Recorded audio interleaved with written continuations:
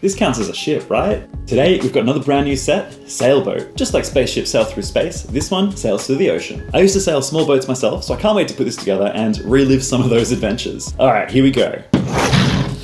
I really like this build. It's a 5+ kit, so we're not looking at a huge number of pieces and we're not looking at the most complicated thing to put together. But what more could you ask for? It's a little recreational sailing vessel. We've got floppy plastic sail, we've got 2 minifigs, and this hull is all one piece. So do you reckon it floats? But as always, let's answer our 3 criteria. We've got price, playability or displayability, and build experience. Here we go. Price. This is another set I picked up from Big W for $22, which is amazing. I really appreciate Big W's pricing. I'm pretty sure on lego.com it's about $30, which I think might be a little bit on the expensive side, although potentially this monopiece hull, and if it does float, might make it worth it. Of course, the $22 from Big W, definitely worth it. If you see it there, pick it up. Playability or displayability. There's not too many play features to speak of. I'm pretty sure it floats. Look, I'm gonna call it now. It's gotta float. I will take it down to the beach a little bit later this week and test it out. We'll try a few environments, beach and pool.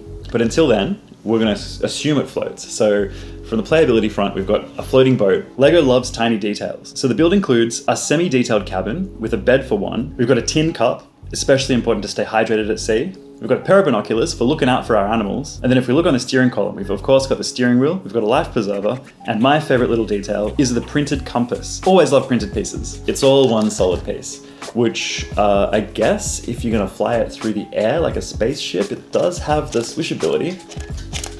Nothing's gonna fall off, which is always good, especially if it's going to be a bath toy for the kids. Displayability, I reckon it's going to look awesome in your LEGO City Harbour, so if you got something like that going on, pick it up, stick it in, beautiful. Okay, now build experience. Like I said, there weren't too many pieces in this one. It is a 5+ build, and I'm guessing a lot of the cost went to the floating hull. I am very appreciative of the plastic sail. It's a fairly pliable plastic. It'll hold its shape, but it can rustle around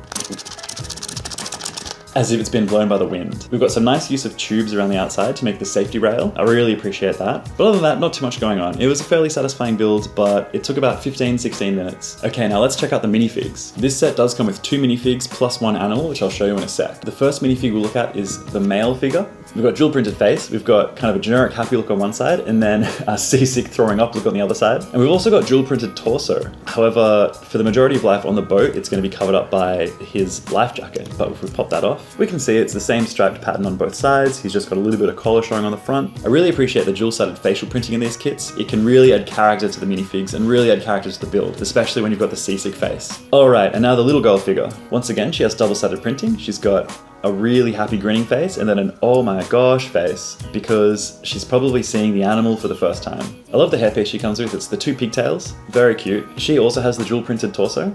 We have a hoodie, so very different on both sides, in this awesome pink color, which maybe I'll steal for my sig fig. Flip it to the back, you can see we've got the hood printed, but again, the majority of her boating life, the front printing is going to be covered up by a life jacket. Safety first. Of course, because she's a child figure, we have the very short legs. They do not articulate, so she's going to be standing the whole time. And the instructions show her with a camera accessory. Fairly standard LEGO camera accessory with the big lens attachment. It comes with this super cute dolphin, and it comes with a little base for the dolphin because, of course, it can't stand up on its own. So you stick it on the base, and here it is jumping out of the water.